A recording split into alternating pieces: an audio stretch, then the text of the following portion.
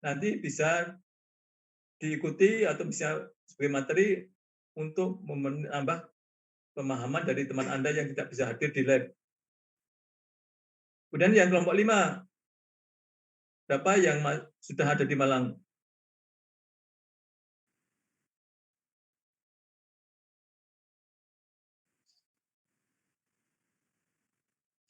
Ya, tidak apa-apa ya. Jadi 4 orang itu aja yang silahkan segera dikoordinasikan seperti yang lainnya. Kemudian kelompok 6 berapa orang?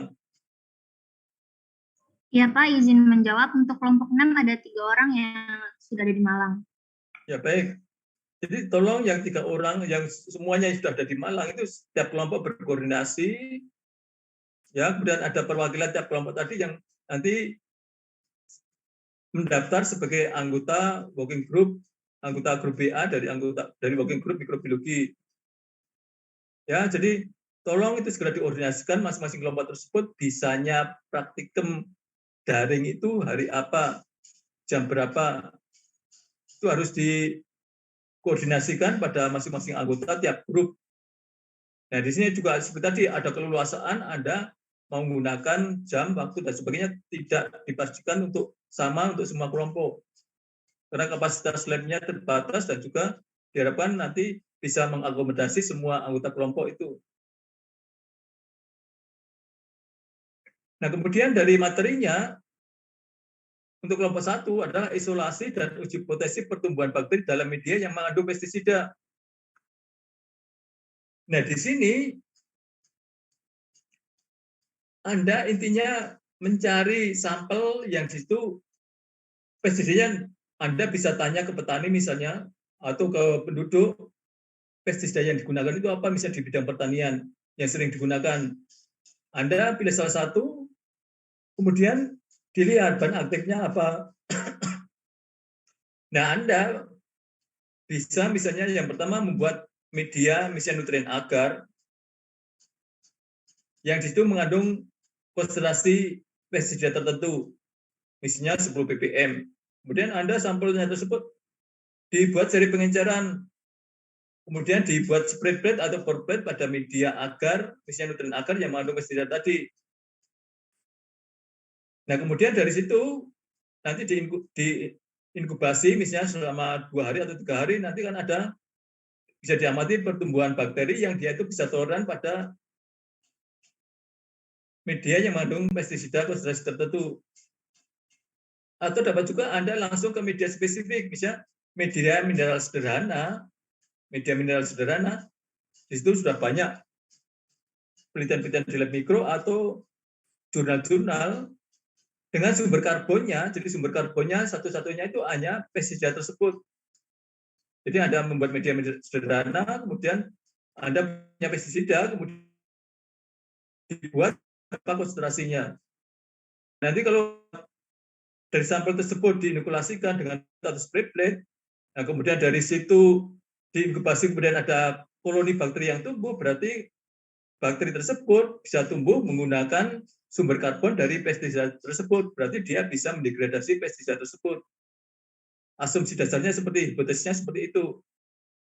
Kemudian dari situ, bakteri yang tumbuh dari nutrien agar yang mengandung pestisida atau media mineral sederhana yang mengandung pestisida tadi sebagai sumber karbonnya, nanti bisa diuji toleransinya dengan variasi konsentrasi pestisida yang beragam. Nah, di situ nanti bisa ketahuan konsentrasi maksimum yang ditoleransi oleh bakteri tersebut berapa. Nah, ini sama juga dengan jamur ini. Jamur ini hanya bedanya, medianya adalah PDA, kalau mau menggunakan PDA. Tapi kalau mau menggunakan mineral sederhana juga bisa. Nanti ada jamur yang tumbuh atau tidak. Kalau ada jamur yang tumbuh menggunakan sumber karbon satu-satunya adalah pestisida tadi, itu sama. Jadi kelompok 1 dan 2 itu bedanya hanya medianya. Kalau jamur itu menggunakan PDA yang ditambah misalnya streptomycin atau kanamisin sebagai antibiotik untuk membunuh bakteri, maka di situ nanti yang tumbuh adalah jamur. Kemudian diuji toleransi sampai konsentrasi berapa dia itu masih bisa tumbuh, itu juga bisa. Tapi yang penting di sini skill keterampilan lab dasar-dasarnya itu misalnya teknik isolasinya, kemudian teknik memurnikan bakteri, memurnikan jamur. Jadi kalau bakteri itu nanti pemurniannya bisa dengan cara sprit, dapat juga dengan cara strik. Lalu untuk jamur itu biasanya dengan monospora. Jadi setiap koloni yang tumbuh nanti ditumbuhkan sampai dia itu membentuk spora, dan spora tersebut disuspensikan dalam aqueous yang mengandung Twin 20 atau Twin 80 supaya spora tadi bisa terdispersi atau tersuspensi ke dalam aqueous tadi. Kemudian nanti dengan ose suspensi tadi di strik pada media PDA, kemudian nanti diinkubasi selama 10 sampai 12 jam. Nanti spora yang berkecambah itu nanti dicuplik jadi satu spora yang sudah berkecambah, yang hifanya itu masih pendek, tidak menyentuh hifa dari spora yang lain, itu dicuplik kemudian dipindah ke media baru, itu sudah murni. Jadi nanti itu adalah koloni jamur yang tumbuh dari satu spora, itu sudah murni. Itu nanti bisa diuji toleransinya sampai konsentrasi berapa dia masih tumbuh. Ya sebenarnya mudah. Nah ini juga sama saja. Jadi kalau yang ini diganti pestisida, ini adalah logam berat. Tapi logam berat ini medianya bisa, kalau untuk bakteri pakai nutrien agar, kalau jamur pakai PDA. Dibuat dengan konsentrasi logam berat tertentu.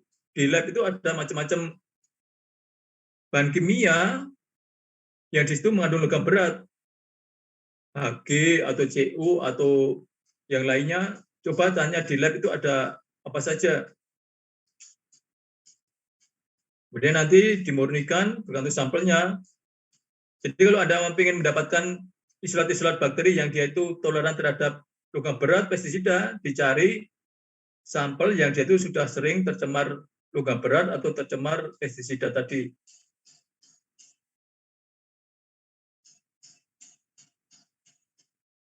Nah, nanti ini pun bisa diuji pada media cair. Kalau media cair, misalnya seperti bakteri, bisa dilihat pertumbuhannya itu dengan diukur dengan spektrofotometer. Misalnya awalnya dengan media cair yang mengandung misalnya pestisida atau logam berat dengan konsentrasi tertentu, kemudian diinkubasikan misalnya tiap hari, nanti diamati berapa diukur dengan spektrofotometer pada konsentrasi tersebut, dia bisa tumbuh atau tidak. Peningkatan densitas selnya itu bisa diamati dengan peningkatan optical density dari spektrofotometer tersebut. Nanti dari berbagai macam konsentrasi itu bisa dibandingkan. Kalau konsentrasinya lebih tinggi, bagaimana pertumbuhannya lebih cepat atau lebih lambat. Jadi uji ini bisa pada media padat, bisa pada media cair. Ini untuk jamur bakteri sama.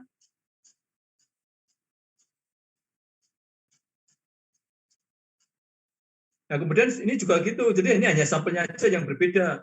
Ini pertumbuhan bakteri rhizosphere. Jadi kalau rhizosphere pada tanaman, jadi Anda mengambil sampelnya itu bakteri pada tanah sekitar perakaran tanaman.